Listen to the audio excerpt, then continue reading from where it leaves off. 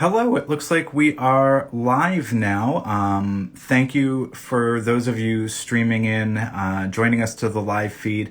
My name is Benjamin Ricci. I am the editor of Performer Magazine. We work pretty closely with Elixir throughout the year on a number of different projects, and today we're really excited to take over their Instagram Live and invite a really awesome young player, Abigail Zachko, to join us this afternoon. We'll learn a little bit more about Abigail's background. We'll listen to some of her playing technique. We featured her in the past, so if you've seen any of the videos on our YouTube or Elixir's YouTube in the past, you'll have a sense of some of the styles that she performs in, but we'll go a little bit deeper today. She will have her guitar with her, so we'll talk about her technique and her style and some of her influences, and hopefully she'll show us a couple of different things that she likes to do, left hand and right hand technique, so maybe everybody can learn a thing or two, which would be great because she's an amazing player, really fantastic clean tone. So we'll ask her all about technique, all about tone, her string preferences, her amp settings, all of those sorts of things. And then what I'll do is, as we're speaking with her, I'll try to jot down any questions that are entered into the feed so that we can do a quick Q&A after her and I talk too. So if you have any questions for Abigail as we go along, please enter those into the comment section below. I'll try to gather up the best ones that I can as we go live. And when we're done, we'll try to talk to her in a little Q&A format. So what I'm going to do right now is, hopefully Abigail is online. We were set to start at 3:30. Looks like it's 3:31. Just checking my clock up here. So we'll invite her to join us on the stream, and then we'll begin. So the way it'll go is, again, Abigail and I will have our discussion. Enter any questions that you want to ask her into the feed, into the comment section below. We'll try to tally up the best ones to save for the end, and then we'll do a Q&A with her. Typically, we do 20 to 30 minutes or so for an Instagram Live event like this. So for those of you who stick around for the whole thing, that's awesome. If you need to duck out, we will archive this on the Elixir channel and also the Performer Magazine channel. That's our channel as well. So we'll host this on YouTube. We'll save it directly into the Instagram TV section, as well as the main Instagram feed. So if you have to duck out, don't worry, we'll archive it, and you can watch the whole thing at your leisure. So right now, we're gonna go ahead and invite Abigail. Her the request here, so hopefully she'll get that in a second. And we will be able to talk to her. There she is. Abigail, how are you? I'm so good. Thank you for all the kind words. So Abigail is joining us from an undisclosed location. We won't give away her whereabouts, but what I would love to do for those of you who maybe aren't as familiar with her is, Abigail, if you wouldn't mind, maybe give us a quick summary of kind of your background growing up and how you sort of came to the guitar. And then I have a list of questions prepared that I'd love to delve into, if you don't mind. Yeah, I don't mind at all. So, Awesome.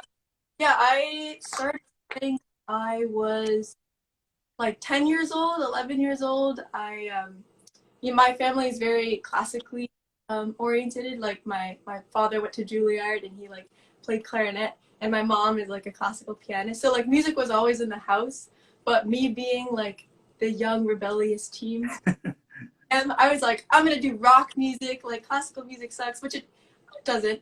Hey, watch your mouth, young lady. It doesn't now. I've grown. I have matured, and classical music is great.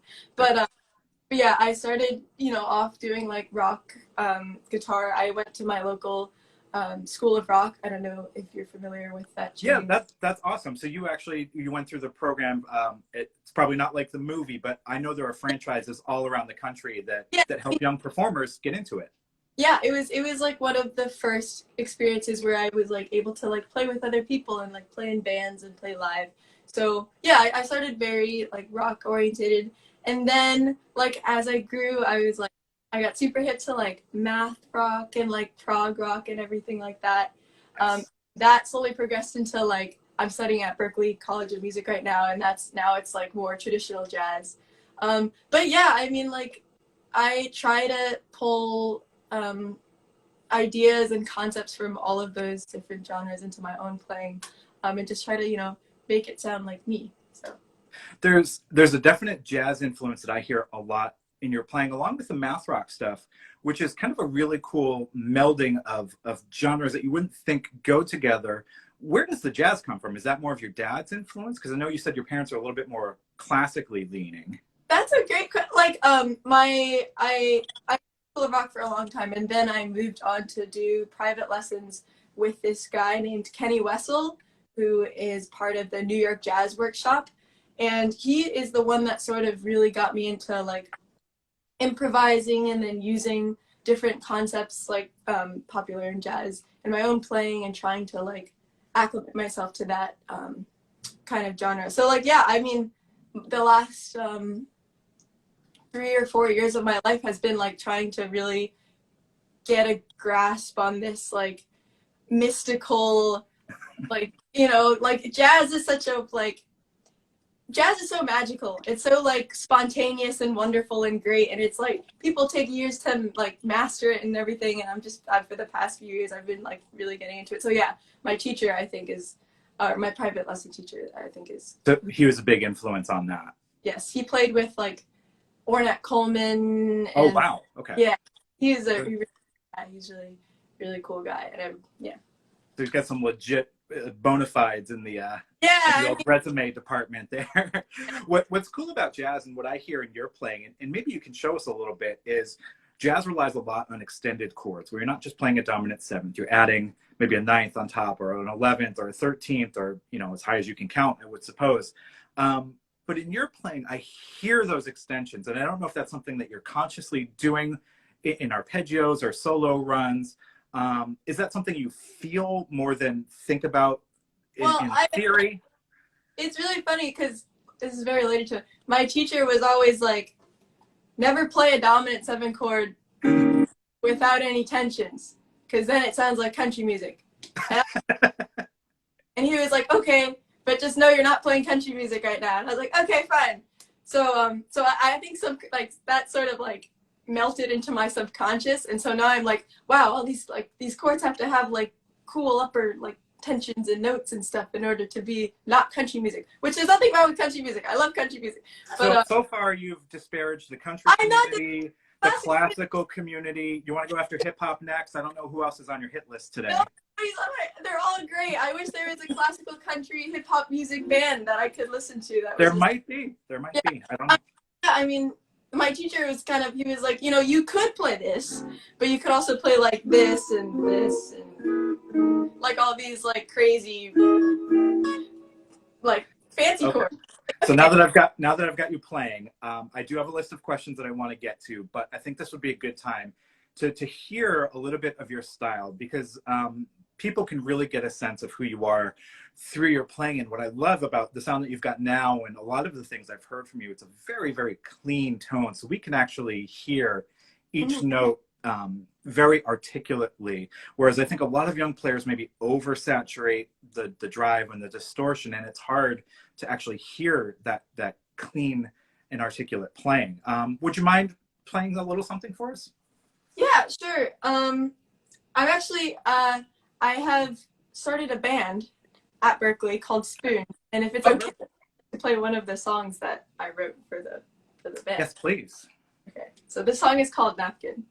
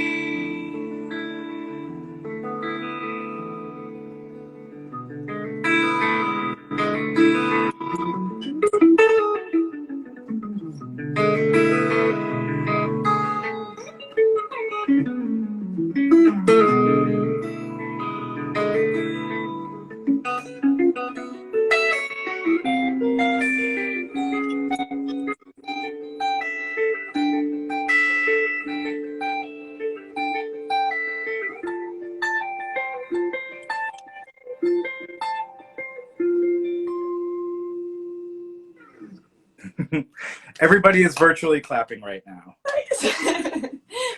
So let's talk about this piece, because this incorporates a lot of the things that we talked about. At the end there, I was definitely hearing those kind of extended jazz chords and arpeggios. Talk about the band a little bit. Is that sort of the direction you're taking it, or are you just sort of figuring out what you're doing right now with the band? Yeah, I mean, we're kind of like, we're Berkeley kids, so we're playing jazz all the time, and this was a band that's like kind of jazz, but also loud and fun. So we play live shows where we like jump around. Everybody in the band is super, super talented. I've got Evan, if you want to check them out, Evan C. Plick, Zach Feinstein, and Nate Arnstein. Yeah, I mean, the direction of the band is kind of just like a mixture of all of our different influences with like our drummer is super into kind of like 2000s like rock and like post-hardcore and like pop music, so there's some like try to make like catchy melodies. I'm super into like mathy rocky kind of stuff, hence the section. I don't know if you noticed, there's one section in 19/4. It's very angular, which is a hallmark of math rock, yeah. and I think Berkeley kids will get it. Yeah, Berkeley kids will get it. I love that kind of stuff. And I also like, I'm in terms of jazz guitar players and jazz influences, like Joe Pass and Pat Martino, like bebop guys, they use a lot of like block kind of chord shapes that utilize the top 4 strings. It's a very, very Joe Pass type of thing to do. Like that kind of stuff. And it's like, and it just sounds, it's like, what if that was like in a math rock band? Like, what would that sound? That's kind of what's cool. Spoons, if you guys want to check us out. So check out Spoons, and you're probably going to go through a Wes Montgomery phase at some point where everything is octaves. There'll be a song just entirely, the top line is just octaves. The melody. Just everything will be octaves. Octaves as far as the eye can see. For sure. So one of the other things that's cool about your playing too is I've seen you play with a pick and without a pick. And when I see you play without a pick, I think what's really cool is you're really controlling dynamics with your right hand. Maybe you can talk a little bit about that, because one of the things I hear in less experienced players is this tendency to play everything on full, no matter what the song is, or no matter what the mood is. Everything is on 10 with their right hand. But you've developed this style where you can add a rich sense of dynamics, where things can get louder and can get softer during the song. So maybe talk to us a little bit about how you've developed that, or any tips that you might have to other players like me, who's very ham-fisted and plays like that all the time. Well, I don't think there's anything wrong with like being ham-fisted, but it's funny that you say that, because like I think I use my fingers because I don't think I'm very good at like picking. Like, I was in a metal band for the longest time, and that's all like, right. Downstrokes forever and like alternate picking. And I was like, it's so much easier if I just use my fingers too. Like, it's just, I feel like I can reach the notes better. And then with that, like I wouldn't call myself like a finger style player, but like I really admire people like Chet Atkins who can control the energy of a song just with one instrument. Like I feel like that's cool, and it also like it's so tactile. Like it's so much easier to control like I feel like there's multiple different ways you can control volume on your instrument. There's your amp, your volume knob, and then there's like how hard you pick and the way you pick it and the way you like attack the strings. And I feel like playing with your fingers just gives you so much more control over it. But yeah, it's funny that you said like I developed like I'm not even like, I feel like hybrid pickers wouldn't even be like that. They would say that I'm doing it wrong. But I feel like I've like started this like weird thing because I was like, oh, I could just reach the notes so much easier. Like my fingers are there. Like why am I using a pick? With that came like, oh, I can be quiet, or I can be like louder, or I can like emphasize this note in a chord if I use my fingers. So yeah. And it sounds like you're doing cool things with your fingers that might be a little bit easier than with a pick, like skipping strings and doing things like that. Like this, let's see, it's like Yeah, it's so much easier. It's for me, it's just so much more satisfying to play than trying to like skip with your pick. It's really hard to do because you end up hitting the middle string no matter what you try. Yeah. I mean, like some people can like, you know, do that kind of, that's very impressive, but I'm just like, it's so much easier if you just like use your fingers. Well, I mean, I guess maybe not, but yeah, you know. But you're developing your own style and your own way of attacking the instrument, which I think is a really great way to carve out your own little niche and be really identifiable within 10 seconds. You know, I can tell what Stevie Ray Vaughan sounds like. I can tell what Eddie Van Halen sounds like, even if I've never heard the song before. And developing your own style is a really great way to do that. So if someone puts on your videos or your music 10 years from now, they go, oh, that's Abigail. Okay, I know. Even if you're playing in different genres, they know what that is. Like I've heard Van Halen play country, and it sounds like Van Halen. You know, there's no mistaking it. I think that's a really important part of learning an instrument, especially if you're, you know, trying to make that instrument your career, is like, what can you bring to the table and what sets you apart from other people? And I agree with you. So let's get back to some of the questions. We've talked about your background. We've talked about some of your influences and your family. Can you maybe give us a little bit info about kind of what the future might hold for you? Now, I know you're currently studying at Berkeley. Is there a certain career path that you want to head into? Composition, performance, production, anything like that? That's an interesting question. I'm in my second semester, so I should declare my major around now. And I love composing, so I would love for that to be part of my major track. But also, you know, college, especially with a place like Berkeley, it's like your major isn't your career necessarily. So yeah, I would love to like study composition and production. Like I really like the idea of being able to put out something just straight from mind to mixer and like, you know. So yeah, I'm thinking of those types of things. I mean, obviously, I really like touring. Like I was on tour with Muramasa a while ago before the pandemic, and I really liked playing other people's music as well. You know, whatever's gonna get me a job, I'll do it. Like I just play my instrument. So I think that's everybody's mantra at this point. We've all survived 2020, hopefully. And at this point, you know, whatever is going to work to make you happy, I think. Yeah. Let that be the goal. Yes, but composition and, you know, I really like writing my own music, and maybe someday that'll take off or something like that. Cool. A couple other things before we get to the Q&A, because I do have some questions here coming from the feed. Can you talk a little bit about what sort of guitars you're using? Because I noticed you've used in some of your videos a lot of hollow or semi-hollow bodies, and what sort of amps you prefer. Okay, this is a loaded question. Why is it loaded? I really like, I've been really good friends with the people at D'Angelico lately, and all of my semi-hollows are basically them. This is like kind of my main jazz guitar. It's the DC XL, like the mini series. And I'm super with how small it is and how easy it is to play. And I just love the like warm tones. I also, in like my more math rock things, I don't have it on me, but I play an Ibanez AZ. Oh, cool. I really love that like split single coil, like sparkly, spanky tone. I'm like, that's so perfect for the, you know, the songs that I'm writing and the songs that I play for the more rock stuff. And then also there is this company in Scotland, or this guy in Scotland. His name is Alan Kringian, and he is the sole maker of AC guitars, which I have some of their guitars here, which I use for like kind of everything. They're more woody. That's cool. Yeah, they're super, like he has his own pickup brands. They're so warm, and like I use this for like my R&B stuff a lot, and like they're really, really fun to write on. And Alan is just such a great guy, and he's like been so kind to me over the past few years in my like growth as a musician.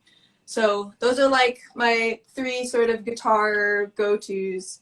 I also have this like Supro Black Magic over here that's down there. You can't really see it. That I've been using for a lot of live shows, for like more clean kind of things. I use a Victory V30 Mark II if I'm trying to be like rock and roll, like and like cool. Victory's also such a, they're so nice and kind, and they're great people as well. And as a practice amp, I have my like little Positive Grid Spark 40, cool. Which I'm right now actually. I don't know if you guys like the tone, you should check them out, but this one's so convenient. I can just like grab it anywhere to like a practice room or anything like that. So yeah. Very cool. And strings, of course, you know, I know we hooked you up with Elixir a while ago. So what sort of gauge do you prefer? I know a lot of jazz people like kind of heavy on the bottom and lighter on the top, but what's your preference? Yeah, I mean, I actually I do 10s through 46s. 10 through 46. Okay, pretty standard. Pretty standard. I have the OptiWebs right now. I just like the fact that they're coated. So like sometimes if you put on a new set of strings, it's like it's too bright and you're just like, what am I supposed to, like, it's like too bright, too like piercing. So like I prefer the coated strings just because they feel worn in without sounding worn in. So yeah, so 10s through 46s Elixir. Have you experimented at all with like extended range guitars, like 7 or 8 strings yet, or is that common? Of course I've experimented. How could you not? It's so like fun and tempting. Yeah, I played, like I had an Ibanez RG for a little while. That was a 7-string. I used Ibanez RG. I had baritone guitars, I think, are like the coolest thing. Because I really want to play bass. I really want to do, like, guitar is cool, but I wish I could play bass on guitar. So I think baritone guitars are really cool. I have not yet experimented with an 8-string, only because I'm very afraid of how thick how wide the fretboard is. I feel like so I've played 7-string, and it's a fairly easy adaptation if you've played for a while. 8-string is like a completely different animal, and you wouldn't think adding like, you know, a couple millimeters width would really throw you off, but man, you really got to get used to that.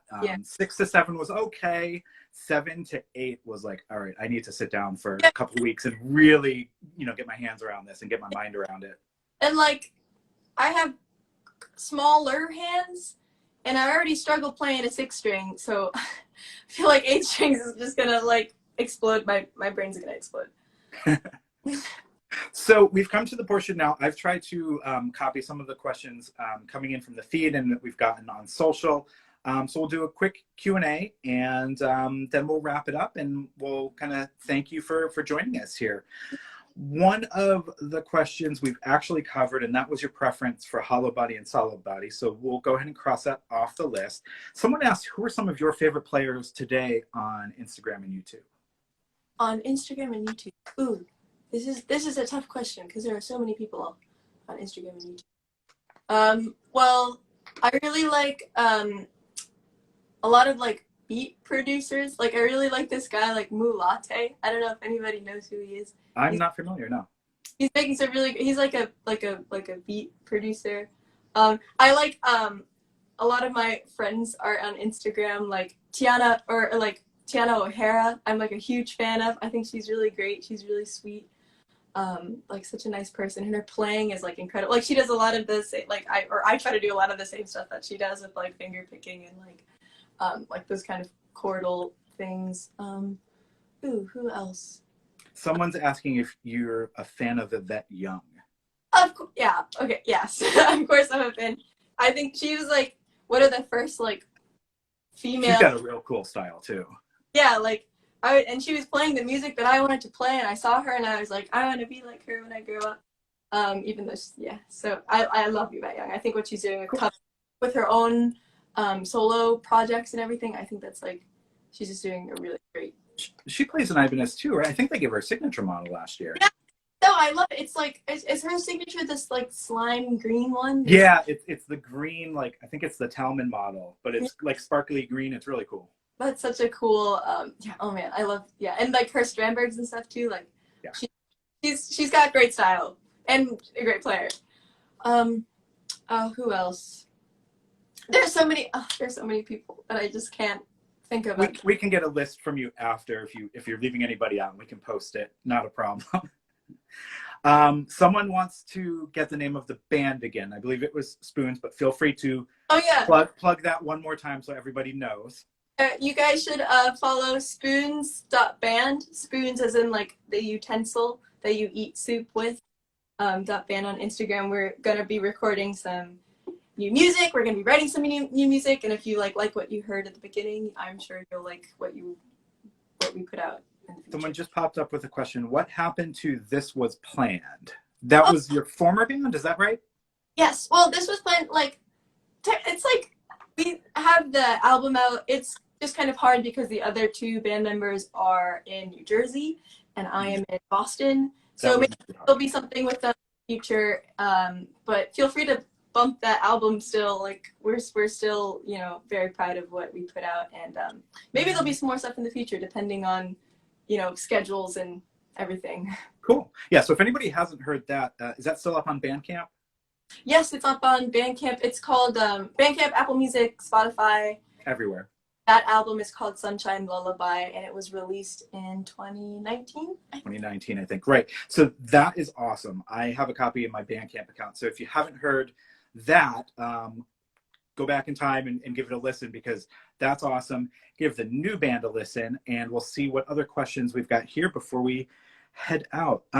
So someone asked, when you're performing a solo, do you prefer to write out your solos or do you prefer to improvise them? I always prefer to improvise just because it's less work.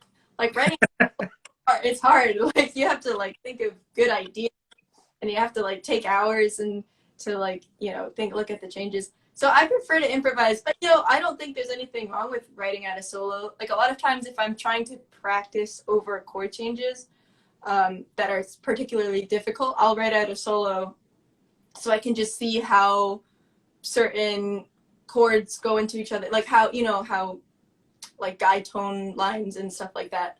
So sometimes I'll write it a solo if I'm like practicing over changes, or like sometimes in rock music, if it's like a short section that needs to be like super epic in like a super short amount of time, like sometimes I'll write out like a crazy fast line that I could not have thought of on the spot.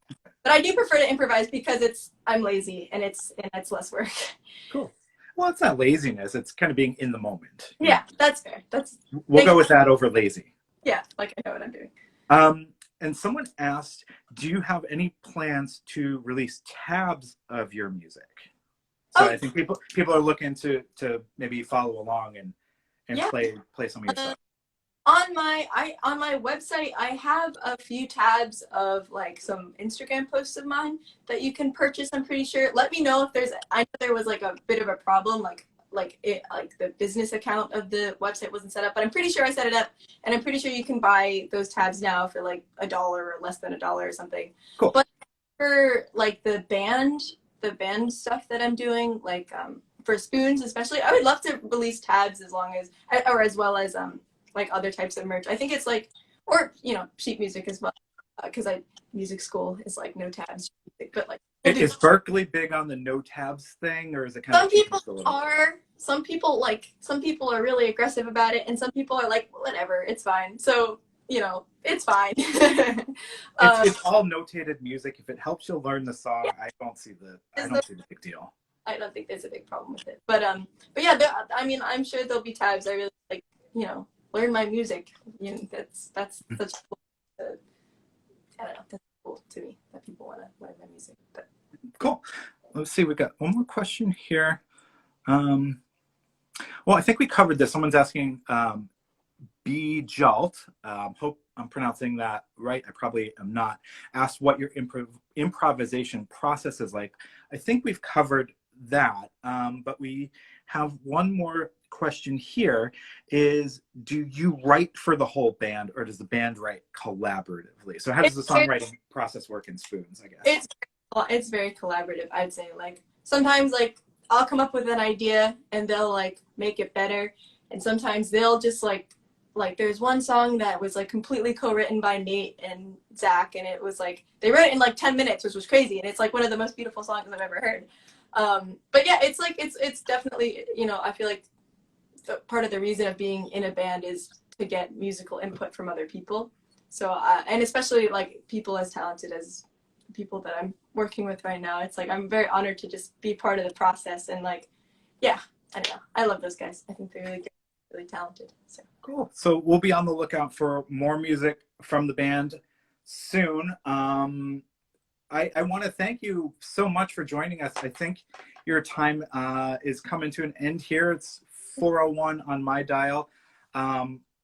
I just want to say, for everybody who hasn't yet checked out Abigail on Instagram and the YouTube videos, please go do so. There's a wealth of amazing playing. So we encourage you to go check out the videos. Be on the lookout for more from Spoons. Go back in time and check out This Was Planned, because that music is still kicking around and really awesome. Maybe more in the future from them to come. We'll see. And hopefully, you know, we get to talk again soon. Abigail, I've had a really great time. Is there anything else that you want to let people know before we head out here? Any social handles or website URLs that we should give out to make sure that people can find you easily? oh yeah, I mean, yeah, you can check out my website, abigailszachko.com. I'm pretty sure if you want to look for those tabs, or check out any music. I also like had to have some music out with like Kevin Spears. I don't know if you saw that like little collab thing. Yeah. And follow Spoons, because we'll be doing more things in the future. And yeah, and just, it was lovely talking to you. Well, thank you so much. Good luck with your studies. I will say thank you again to everybody who joined us on the stream. We've got lots of hearts flying about the screen here. So thank you to everybody who joined us. We will be saving this and archiving it later. So if you weren't able to view the whole thing, we'll have it up on the Elixir Instagram channel, the IGTV channel, as well as the main feed. We'll try to also post it to the Performer Magazine YouTube channel there, so it'll be archived forever. You can go back and watch it and learn more about Abigail at your leisure. But thank you again, Abigail. Thank you again to everybody who joined us, and we'll see you next time. Thank you guys. Have a Bye, good everyone. Bye.